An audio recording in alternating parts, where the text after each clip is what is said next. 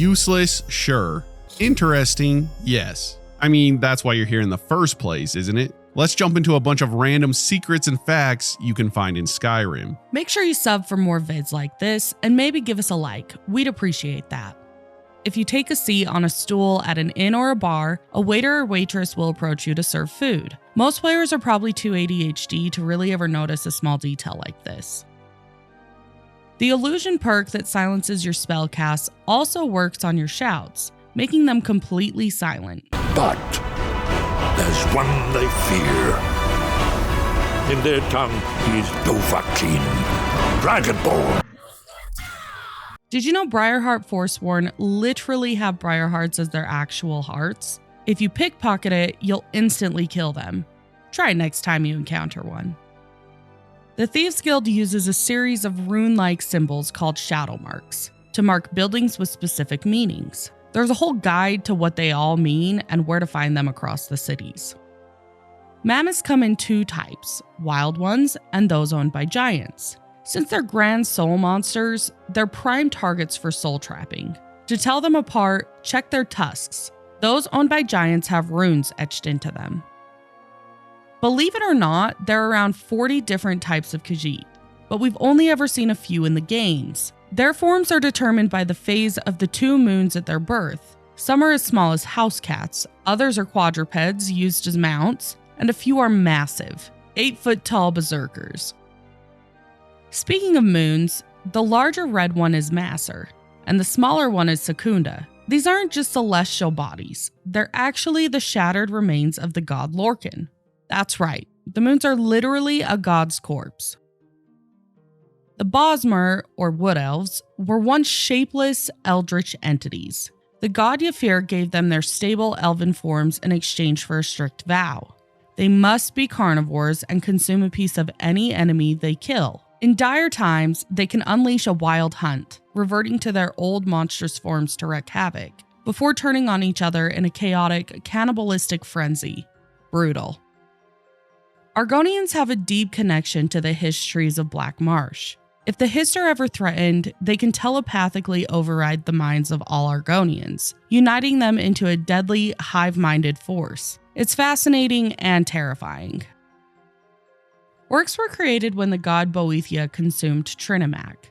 Trinimac's followers were transformed into orcs, and Trinimac himself became Malakath. Malakath later clarified that consumed might be a little too literal, but the transformation happened regardless. Tamriel actually has an 11th race, the Slowed. They're giant slug-like creatures, skilled necromancers, and naturally cautious. They almost made it into the Elder Scrolls 3 Morrowind, but were cut during development. Fun fact, 7 of the 8 Divines are named after beta testers of the original Elder Scrolls games. Akatosh, for example, got his name from a player whose alias was aka the Old Smog himself. Only Kinnerith's name was fully original. The Sheogorath you meet in Skyrim could possibly be the protagonist from the Elder Scrolls 4 Oblivion. The real Sheogorath has reverted to his original form, Jiggalag, the Daedric Prince of Order. Most probably know this by now, but you'd be surprised about those who don't know. You can equip a pickaxe and manually swing it at ore veins to mine much faster than the slow scripted animation. You can even dual wield them to become the fastest miner in the West. Or North, whatever. Grelod, the not-so-kind at the orphanage, has an interesting little quirk. She only has 2 health points to her name, meaning she can die in some pretty interesting ways. Are there any funny ways you guys know about? The windmill in Solitude isn't exactly pointless. It's actually used to open the East Imperial Company warehouse below. You ever run into the sconces that are unlit? Are you a destruction mage? Perfect. If you use a flame spell on these sconces, you can actually relight them. You can pick up bear traps on the ground and actually throw them, and they'll do damage to your enemies. You can light people on fire just by bashing them with a torch. What? It's funny. All my DB friends would get it.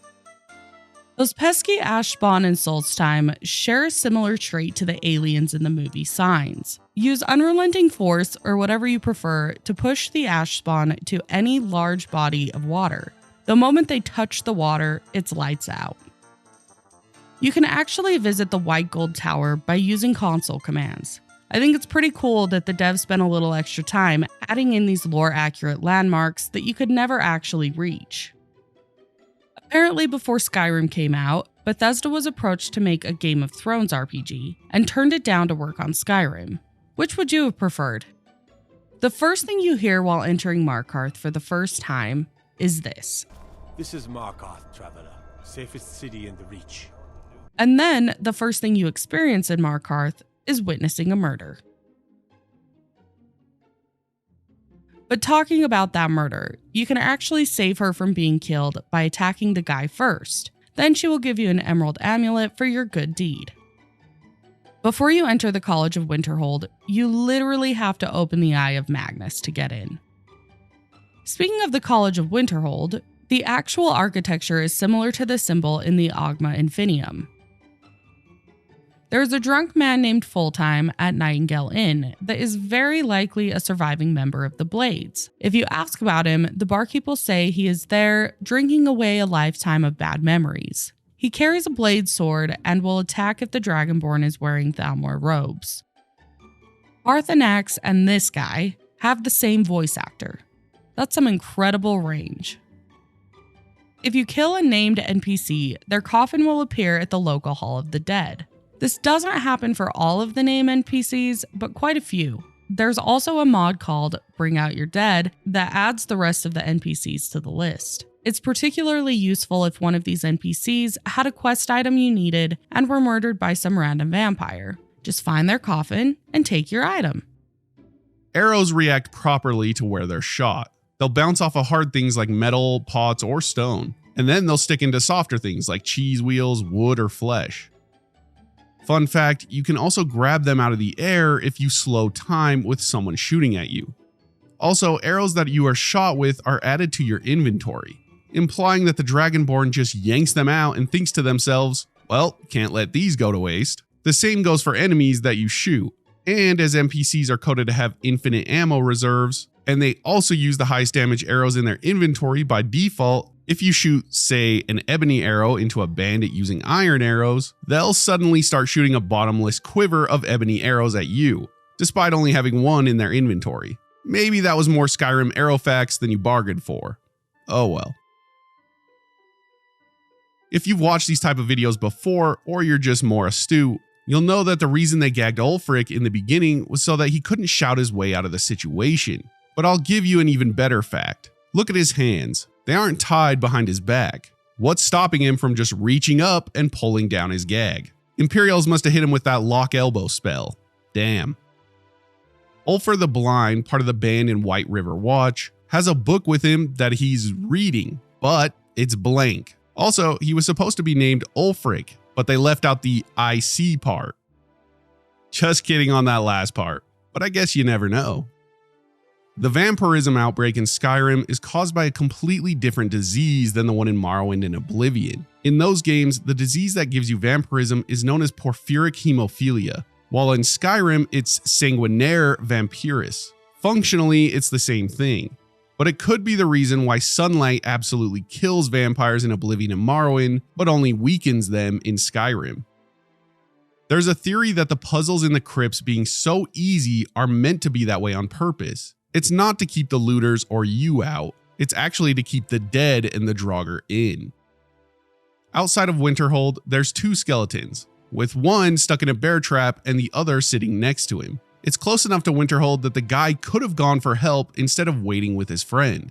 So why didn't he? Well, if you look at the apothecary satchel next to them, you'll see a copy of Mannimarco, King of Worms in it. The guy in the bear trap was a necromancer and his summon watched him die.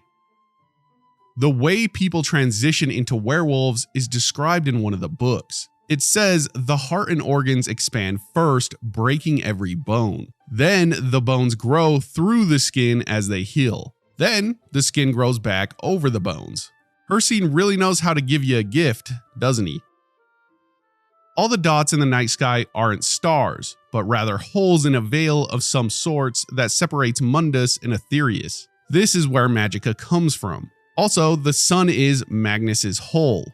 Not that hole. Magnus's whole, when he escaped, the sun became a thing because of leaving the creation process. Thus, the sun is Magnus's escape hole. Elder Scroll lore gets really weird, guys. Sheogorath beat Hircine in a competition on top of the Throne of the World, on who could make the most dangerous beast. Hircine brought a Daedroth, and Sheogorath brought a tiny bird. The beast tried its best to catch the bird, but it was too fast, causing it to rip itself apart till it died. Sheogorath then left, whistling with the bird. I wonder if old Parthy was involved in all of this. This truly is a useless fact, but you can go to any mead hall or whatever in Skyrim and just walk all over the tables and throw the plates and mess everything up without repercussions. It's just part of the game, but when you think about it from the NPC's perspective, that's gotta be some weird shit. If you give your child a dagger enchanted with soul trap, they'll give you soul gems eventually. How or where they get these soul gems is left a mystery, and it's actually terrifying. Falmers contain white souls when absorbed by soul gems, same as any enemy that isn't man nor mer, like bears, trolls, giants, etc., despite being a race of elf. Either this was an oversight by Bethesda, or the Falmer have devolved to lose their humanity and became more animalistic after being enslaved and blinded by the Dwemer. High elves move the fastest out of all the races, as movement speed is based on height. High elves always get everything nice. Reading all of the markers dotting the 7,000 steps up to High Hrothgar in order will grant you an effect that makes all animals non-hostile to you for 24 in-game hours.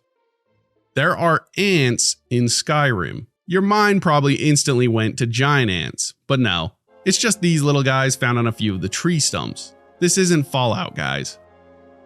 In the game, NPC characters travel in real time, in game time, from place to place. If you're waiting on someone to meet you somewhere in the game, you can literally find them traveling the various roads to that destination. Another good example of this is, imagine an NPC has to go from Whiterun to Solitude. You'll find them traveling the roads to get there. You've probably seen other videos on this, like where did blank NPC walk? Plus, there's no fast travel for them.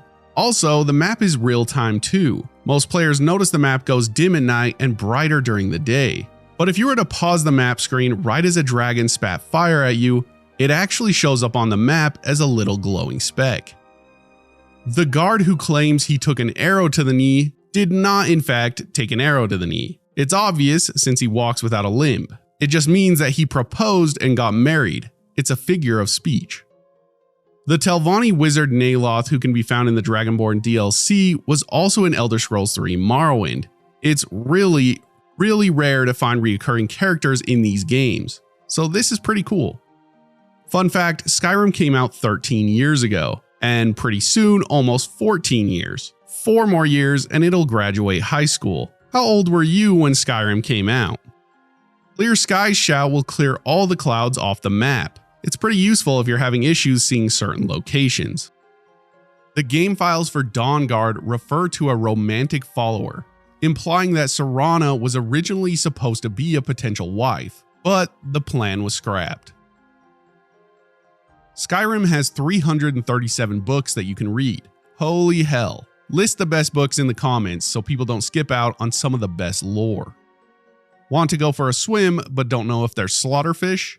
Check the shore for eggs. If there are eggs on the shore, then it's most likely that there are no slaughterfish in the area.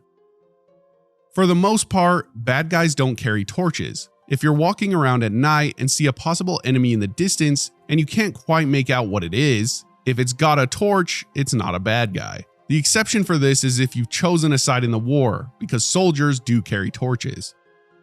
Ever used one of these? Of course you haven't, but I'll explain why you should start. Eating vegetable soup allows you to spam bash and attack and power attacks without ever running out of stamina. Basically, an infinite amount of stamina. This is super helpful for boss encounters on high levels. Bethesda have never patched it out, probably because no one cares to cook. Why are the orcs and the Dunmer the most common races you can find outside of Nords in Skyrim? Well, 2 reasons. The first is the eruption of the Red Mountain, which turned many Dunmer into refugees headed for Skyrim, and then the Oblivion Crisis, which led Orsinium to being sacked. As such, both races have left their homes in search of a better life. Is Skyrim the answer to that? I don't know. The theme song that we all love, this one,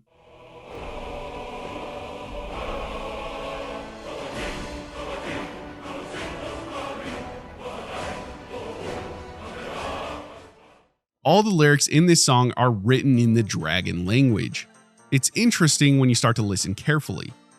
Ever wondered where all the dead NPCs go after you kill them? Besides the Hall of the Dead. Let me show you the dead body cell, only accessible using console commands. It does have some weird and freaky feeling when you enter this place. The dragon language that we mentioned and that you can see here is actually made out of scratch marks, which makes sense for how the dragons would have had to use it. I don't think they could have held some quills and ink. Boom, 60 useless but interesting facts in Skyrim. If you guys have some more, then leave them below and maybe I'll include them in a future video. With your name attached, of course. Don't forget to sub. We have a lot more content like this on the channel and it's not all brain rot. We have some really insightful and interesting stuff in my opinion. Remember guys, enjoyed time is never wasted time, and we'll see you in the next.